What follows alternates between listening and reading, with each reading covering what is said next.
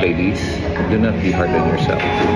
Complaining and nagging will never give you the desired results. It will only push your man away from you.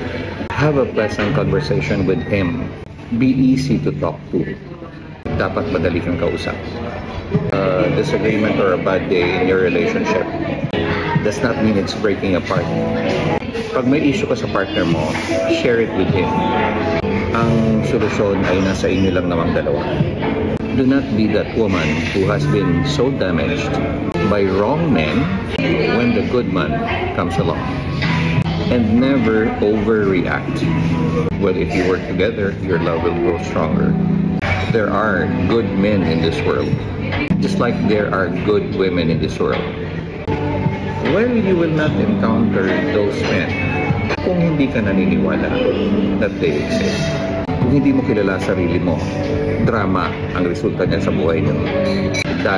Your self-awareness is your personal responsibility.